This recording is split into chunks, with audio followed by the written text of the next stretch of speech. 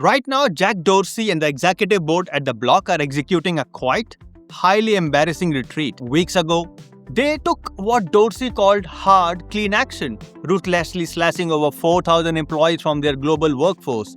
But today, the algorithm has broken. Executives are quietly reaching out to the very people they just terminated, offering them their jobs back, claiming there was a clerical error and caving to the demands of the internal leaders who were threatening to walk. Before we break down the exact mechanics of this corporate panic and how you can weaponize it for your own career, hit the subscribe button and press the notification bell. I post daily videos showing you exactly how to navigate the global labor market using cold, hard engineering logic. You do not want to miss these blueprints. When a multi-billion-dollar tech giant fires you on Tuesday and begs you to return on Friday, it is not an act of benevolence, it is an operational hemorrhage. Today, we are analyzing the anatomy of a botched mass layoff. I'm going to show you exactly how professionals at Block forced the CEO to reverse his decisions and how you can architect your own career so that you become the irreducible asset the system cannot survive without. Grab a notebook. It is time to stop viewing layoffs as a tragedy and start viewing them as an ultimate leverage test. Welcome back. I'm Doctor. To understand why my approach to the corporate power dynamics is aggressively different from anything you will read on a generic career blog, you must understand my underlying architecture. I hold a PhD in human resources, a master's in HR from prestigious Tata Institute of Social Sciences (TISS) in Mumbai, and a bachelor's in computer engineering. I do not look at layoffs as an emotional event. I look at them as a mathematical equation of supply, demand, and structural load bearing. Operating on the grounds here in Dubai since 2010, I having consulted for Apex corporate entities across the Middle East, I have orchestrated corporate restructuring, and I have seen exactly what happens when a CEO cuts the wrong wire. Let us dissect the situation of Block. Over 4,000 people were fired. Now employees like design engineers Andrew Howard are being told their termination was a clerical error. Matt Morris, a recruiter who was brought back after his manager fought all the way to the CEO, Richard Hesse, a network operations director, literally threatened to quit unless his fired team was rehired, and Block capitulated. This is a masterclass in structural leverage. Let us break down exactly how you execute this. Phase 1. The spreadsheet amputation. You must first understand how a mass layoff of 4,000 people is actually executed in a modern tech company. It is not a careful surgical procedure. It is a blunt force spreadsheet amputation. The board of directors look at the EBITDA margins and tell the CEO they need to reduce operational expenses, OpEx, by 30%. The CEO passes that mandate to the CFO and the CHRO. They open a massive database, filter by salary bands, performance rating, and department redundancies, and they execute a script. The people who made the decisions to fire Andrew Howard or Matt Morris did not know what they actually did on a daily basis. They just saw a data point on a spreadsheet that needed to be raised to hit a quarterly financial target. When Block told an engineer that his firing was a clerical error, I want you to understand the translation. There was no clerical error. The algorithm simply deleted a no. But 48 hours later, a senior product manager or a backend director realized that a critical piece of infrastructure was failing, or a major compliance deadline was going to be missed, because that one person who held the architectural knowledge was gone. The clerical error is corporate speak for we accidentally amputate a vital organ and the system is crashing. If you are ever laid off and told it was an error, do not feel grateful. Realize that you hold absolute pricing power over the system. Phase 2. The executive shield, the Matt Morris protocol. Let us analyze the case of Matt Morris, the recruiter who was brought back because his manager advocated for him, all the way to the CEO. Most employees spend their entire careers trying to please their direct supervisor by doing good work. But doing good work is the baseline. It is expected.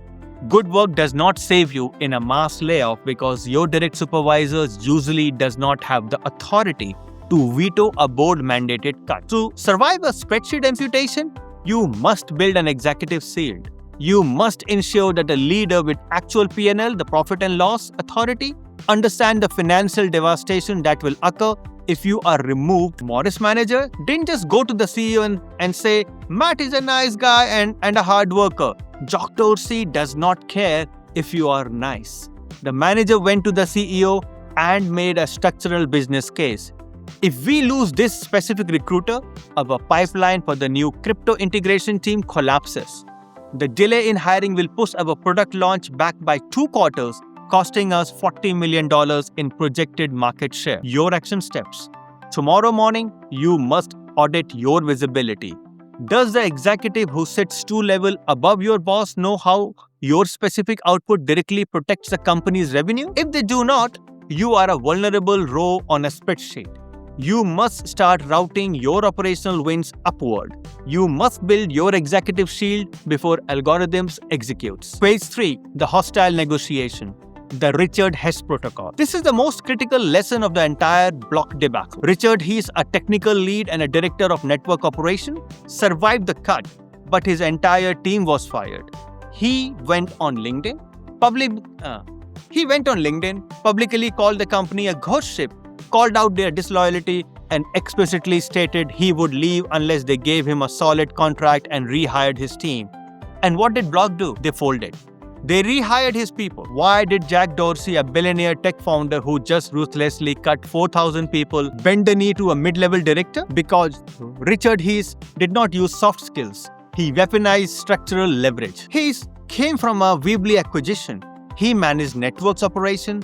In the tech world, if you lose the core network operations team, the platform destabilizes. Hesse knew that the executive who ordered the layoff has absolutely no idea how to keep the servers running.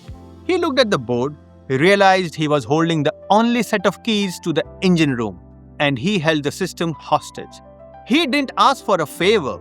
He presented a binary choice: restore my team or the platform burns. The lesson of the ghost ship. Loyalty is a lie sold by a HR department to keep you cheap and compliant. He explicitly noted the company's disloyalty. He realized that the only currency that matters is the 2026 labor market is leverage. If you want to wield the Richard Hesse protocol, you must become the irreducible node. You must possess highly specialized, localized knowledge that is not easily documented or outsourced. You must position yourself at the exact intersection of critical infrastructure and revenue generation. When you are in the irreducible node, you do not fear layoff, you dictate the terms of your employment. Phase 4, the Boomerang power dynamics. What happens if you are the one of the 4,000 people fired and you get the phone call asking you to come back? Most professionals, driven by the panic of a lost paycheck, will immediately say, "Thank you so much," and accept their old job back under the exact same condition. If you do this, you are committing a career suicide. When a company fires you and then asks you to return, the power dynamics has completely inverted.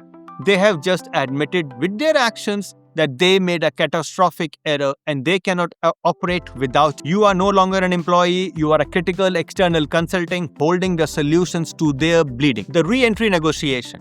If they claim it was a clerical error, you do not accept the apology. You extract a premium. You tell them, "I appreciate the correction. However, my termination severely breaches my trust in your organization's stability." In the last 48 hours, I have already begun conversation with 2 competitors. I'm willing to return and stabilize the infrastructure. But my risk profile has changed. I require a 20% adjustment to my base compensation, a guaranteed 6 month severance clause written into a new contract, and a title elevation to director effective immediately. They will be shocked, but they will be likely to pay it. Why? Because the cost of re-onboarding a completely new engineer to fix the broken system will cost them triple what you are asking, and they do not have the time. Never let a corporate crisis go to a waste. When they beg you to return, you price the return at an absolute premium. Phase 5. The psychological aftermath, managing the ghost ship. Finally, we must address what happens to the people left behind. He's called Block a ghost, and this is exact psychological reality of a massive, poorly executed layoff. When a company arbitrarily cut 40% of its staff and then erratically rehires a few based on their internal threats, the remaining workforce completely loses the faith in the leadership competence. The employee who survived the layoff suffers from survivor syndrome. They do not work harder. They become paralyzed. They stop innovating because they realize that taking risks could get them fired. They spend 40% of their day updating their resumes and taking discreet calls with headhunters. The operational velocity of the company grinds to a halt. If you are a leader managing a team after a mass layoff, you cannot use generic corporate motivational speeches. You cannot tell them to do more with less. You must act as a psychological anchor. You must sit down with your remaining team and speak with ruthless transparency. The board made a mathematical cut. It was brutal and the system is strained. I cannot guarantee what happens in 6 months, but I can guarantee that while you are on my team, I will act as an executive shield. We are going to stop doing low-yield administrative tasks and we are going to focus entirely on the core revenue metrics so that our pod becomes undeniably bulletproof. You must replace their panic with extreme localized focus. Look at the mechanics of the market. The situation at Block is not an anomaly. It is an exact blueprint of how major corporations will behave over the next decades. As companies increasingly rely on AI and algorithms to manage their human capital, they will make catastrophic spreadsheet-driven mistakes. They will cut the muscle along with the fat. The professionals who panic are the ones who believe their value is determined by the company's loyalty.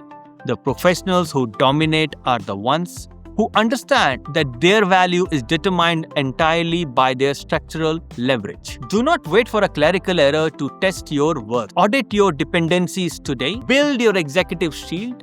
Become the irreducible node in your organization infrastructure. Position yourself so deeply into the architecture of the business that if they ever try to remove you, the entire system threatens to collapse. When you stop operating as a disposable employee and start operating as an apex structural asset, you dictate the term of your survival. Process the data, execute the strategy, and I'll see you at the top.